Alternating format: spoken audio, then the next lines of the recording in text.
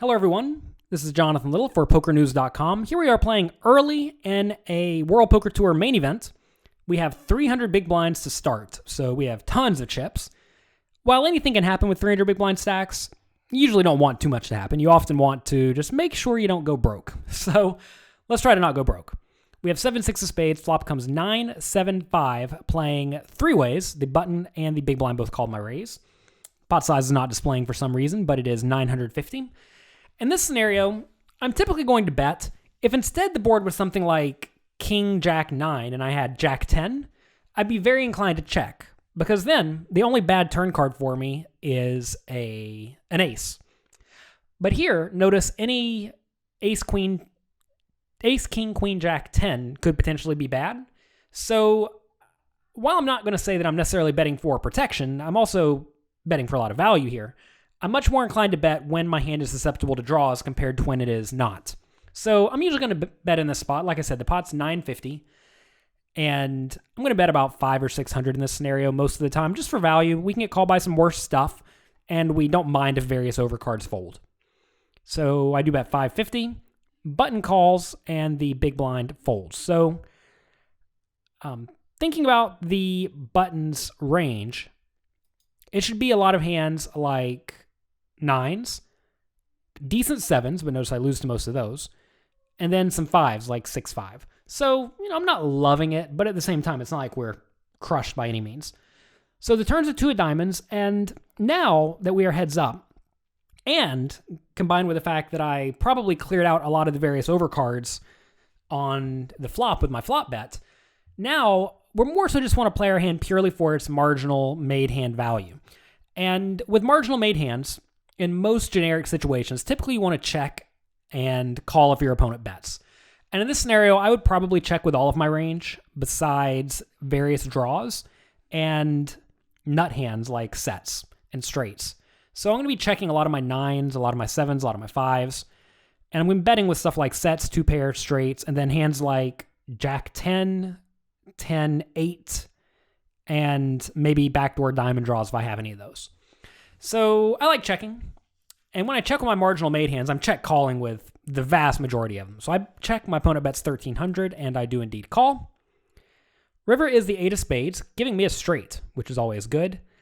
And I decide to lead. So if you have read any of my books, mainly Secrets of Professional Tournament Poker really outlines how I play a lot of generic situations, you will know that I don't really advocate leading very often when you check call on the previous street.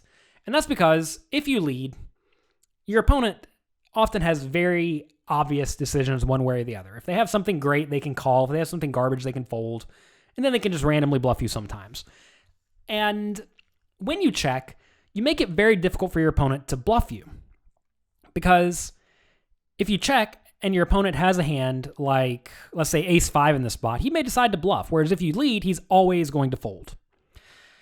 And if he has a hand like ace-9 and you lead, maybe he decides to fold. Not that he's going to bet with ace-9 if you check anyway, but what I'm really saying here is that if you lead, your opponent can call with some of his marginal stuff that he will certainly check behind if you bet. Whereas if you check, you give your opponent the opportunity to bluff, but if you look at this board, there shouldn't be very many bluffs in your opponent's range. Really, the only hands that make obvious sense to bluff are hands like ace-5, which your opponent may not even decide to bluff, thinking that it may have some showdown value, which, of course, it doesn't, but your opponent may think that. Also, hands like ace-7 or 10-7, maybe those should decide to bluff.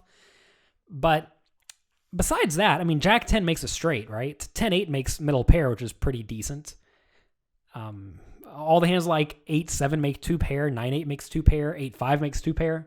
So really, our opponent should not have very many potential bluffs in his range when we check the river. So for that reason, I don't think I want to check, looking to check call or check raise, because our opponent's going to have a lot of hands in his river range he's going to check behind. So when I lead, that's going to result in him folding a lot of his marginal made hands, which, it's unfortunate we're not winning any more money from those anyway.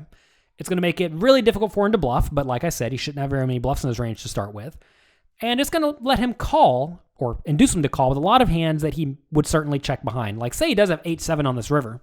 He's probably just going to check it behind. But if I bet here, he's going to be pretty inclined to call. Same thing if he has, perhaps, any two pair, and maybe even hands like ace nine he would call. I mentioned earlier he may fold those. It's tough to know what he's going to do with those hands, but if we can get him to call with ace nine or even a hand like 10-8, that would be a huge success because now we're just extracting tons of value with our hand, whereas if we check, we're extracting none. So this is kind of a unique spot that doesn't come up too often, but anytime you find yourself on the river after check calling the turn, and you think your opponent's going to check behind with the vast majority of his marginal made hands, but you think he'll call with some of those if you bet, and also, a lot of hoops you have to jump through here, and also your opponent should not have very many bluffs, meaning he's very rarely going to bluff if you check, that becomes a decent spot to lead. So, if you go back and watch all the hands that we have made for PokerNews.com, you'll see that, I don't think this exact line has come up once because it doesn't come up very often at all.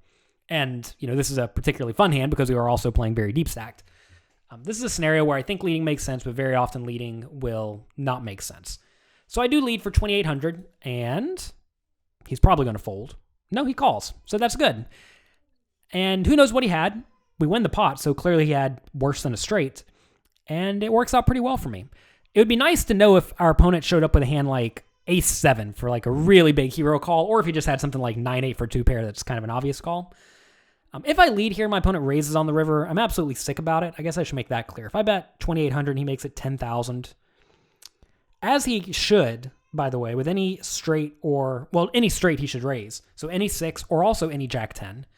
That puts me in a tough spot. I think I probably have to call because maybe our line is induced to bluff. You have to be aware that whenever you take kind of weird lines like bet flop, check call, turn, lead river, some opponents can't help themselves. They just have to bluff. So I would have called if my opponent raised, but I would have been very unhappy about it. And the reason I say our opponent should raise with a 6 here is because if I am randomly taking a weird line with two pair or set, he wants to get value. And also, if he can ever bluff me off of a 6, he wins the whole pot, whereas if he calls, he only wins half of it. And, you may be thinking that I could have hands like 10-6 or jack-10 in my range, but really, am I check calling those hands on the turn? Like, probably not. So my range is somewhat capped at exactly this straight with a 6. So my opponent can very easily raise all of his sets, or all of his straights for value. So that's going to be I can't talk.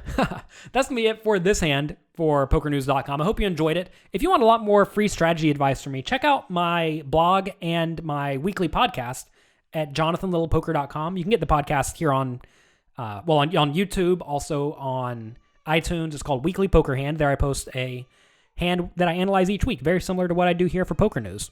So I hope you enjoyed this hand. If you have any questions, definitely let me know, and I'll talk to you next week.